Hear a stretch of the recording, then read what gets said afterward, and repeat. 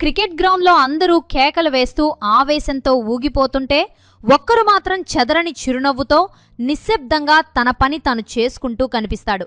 ఓటమి ఎదురైనా తమ టీంకు అన్యాయం జరిగినట్లు అనిపించినా ఆ ముఖంలో ఆవేశం కనిపించదు. కేవలం ఒక హుందాతనం మాత్రమే కనిపిస్తుంది. అందుకే అతన్ని ప్రపంచం మొత్తం జెంటిల్మెన్ అని పిలుస్తుంది. మరి అలాంటి ఒక మహోన్నత క్రికెటర్ తన 16 ఏళ్ల సుదీర్ఘ ఇంటర్నేషనల్ కెరీర్కి స్వస్తి పలికాడు. అతనే మనందరం ప్రేమగా క్యాన్ మామా అని పిలుచుకునే క్యాన్ విలియమ్సన్. అయితే ఇంత సడన్గా క్యాన్ విలియమ్సన్ రిటైర్మెంట్ ఎందుకు ప్రకటించాడు? అతని రిటైర్మెంట్ వెనుక ఉన్న అసలు కారణాలేంటి? విన్నింగ్ కంటే వ్యక్తిత్వం ముఖ్యమని క్యాన్ మామా ఎలా నిరూపించాడు? అసలు అతని బ్యాక్గ్రౌండ్ ఏంటి అనే విషయాలను ఈ వీడియోలో తెలుసుకుందాం. మీలో క్యాన్ విలియమ్సన్ అంటే ఎంతమంది ఇష్టమో కామెంట్ చేసి వీడియోని చివరి వరకు చూడండి.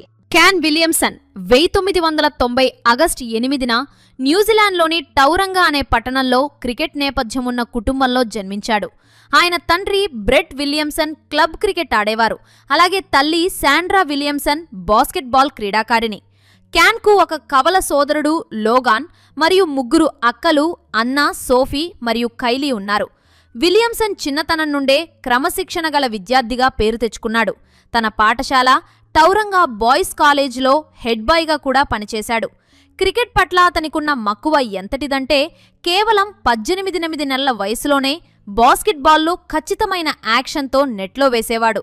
అలాగే చిన్నప్పటి నుండి క్రికెట్ ఆడుతూ 12 ఏళ్ల వయసులోనే 4 ఇన్నింగ్స్లో 420 పరుగులు సాధించి అందర్నీ ఆశ్చర్యపరిచాడు. తన 14 ఏళ్ల వయసులోనే పెద్దవారితో కలిసి క్లబ్ క్రికెట్ ఆడటం మొదలుపెట్టిన క్యాన్ 16 ఏళ్లకే ఫస్ట్ క్లాస్ క్రికెట్లోకి అడుగుపెట్టాడు. క్యాన్ విలియమ్సన్ బ్యాటింగ్ శైలి ఒక స్వచ్ఛమైన కళ లాంటిది.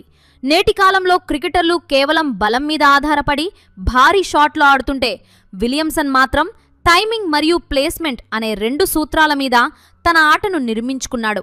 ఆయన పాదరసం లాంటి ఫుట్వర్క్, బంతిని ఎప్పుడు ఎక్కడ కొట్టాలో తెలిసిన చాతుర్యం ఆయన్ని ప్రపంచ అత్యుత్తమ బ్యాటర్లలో ఒకరిగా నిలబెట్టాయి. టెస్ట్ క్రికెట్లో అతను చూపించే ఓపిక, బాల్ని చివరి క్షణం వరకు చూసి ఆడే విధానం వర్ణనాతీతం.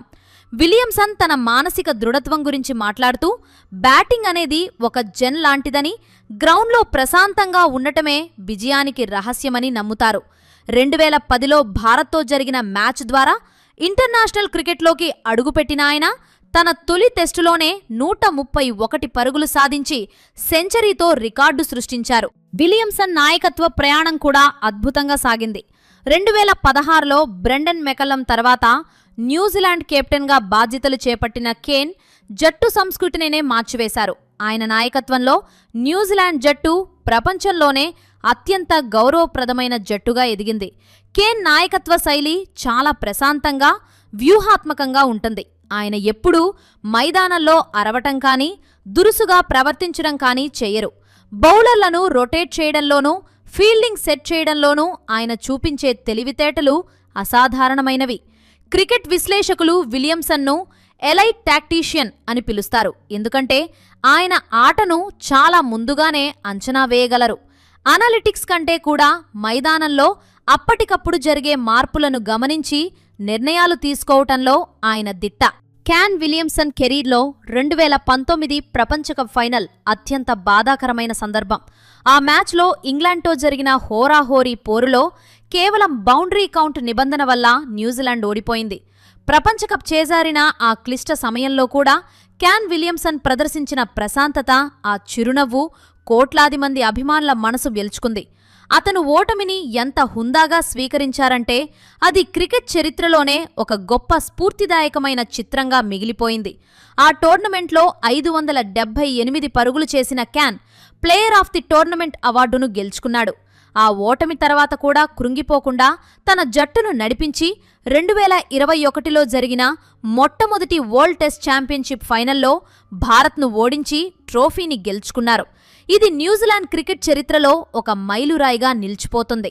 క్యాన్ విలియమ్సన్కు భారత్తో, ముఖ్యంగా హైదరాబాద్తో విడదీయలేని అనుబంధం ఉంది.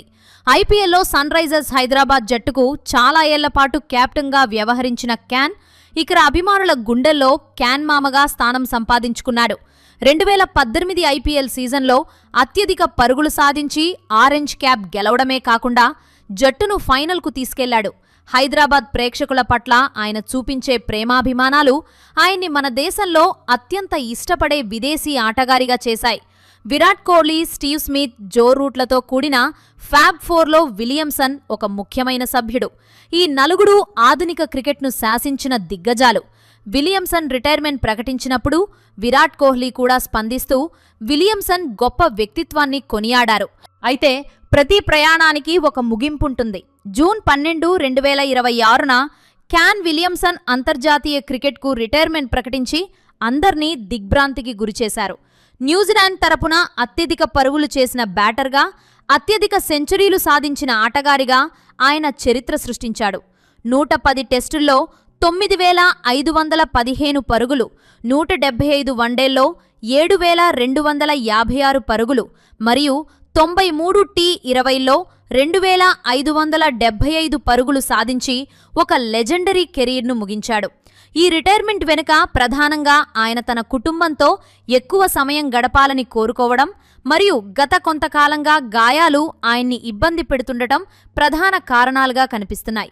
ఇంటర్నేషనల్ క్రికెట్ కాంట్రాక్ట్లను వదులుకుని ఫ్రాంచైజీ క్రికెట్ వైపు మొగ్గు చూపడం ద్వారా ఆయన తన కెరీర్ను మరికొంతకాలం కొనసాగించే అవకాశం ఉంది. క్యాన్ విలియమ్సన్ కేవలం ఒక ఆటగాడు మాత్రమే కాదు, ఒక గొప్ప క్రికెట్ బ్రెయిన్. తన రిటైర్మెంట్ తర్వాత కూడా ఇతర యువ ఆటగాళ్లకు దిశానిర్దేశం చేయడంలో ఆయన ఎప్పుడూ ముందుంటారు. ఉదాహరణకు గుజరాత్ టైటాన్స్ జట్టులో శుభ్మన్ గిల్కు అండగా ఉండి సలహాలివ్వటానికి ఆయన సిద్ధంగా ఉన్నట్లు తెలిపారు. ఇది ఆయనకున్న వినయానికి నిదర్శనం. మైదానంలో ఆయన ఉండే విధానం, బంతిని ఎదుర్కొనే పద్ధతి ప్రతి ఒక్క బ్యాటర్కు ఒక పాఠ్యపుస్తకం లాంటిది. ఆయన షాట్ మేకింగ్లో ఉండే ఆ హుందాతనం మరెవరికీ సాధ్యం కాదు. ఎంతోమంది దిగ్గజ క్రికెటర్లు కూడా క్యాన్ మామ్ ఆటను చూసి ముగ్ధులవుతారంటే అతిశయోక్తి కాదు. క్యాన్ విలియమ్సన్ ప్రస్థానాన్ని మనం గమనిస్తే ఆయన కేవలం రికార్డుల కోసం ఎప్పుడూ ఆడలేదలేదు, జట్టు ప్రయోజనాలే పరమావధిగా సాగారు. అందుకే న్యూజిలాండ్ క్రికెట్ బోర్డు కూడా ఆయన్ని అత్యంత ప్రభావవంతమైన ఆటగాడిగా గుర్తించి సర్ రిచర్డ్ హ్యాడ్లీ మెడల్ను రికార్డు స్థాయిలో 4 సార్లు అందించింది. గ్రౌండ్లో ఆవేశం కంటే ఆలోచనకు, గెలుపు కంటే హుందాతనానికి ప్రాధాన్యతనిచ్చి క్రికెట్కు వన్నె తెచ్చారు.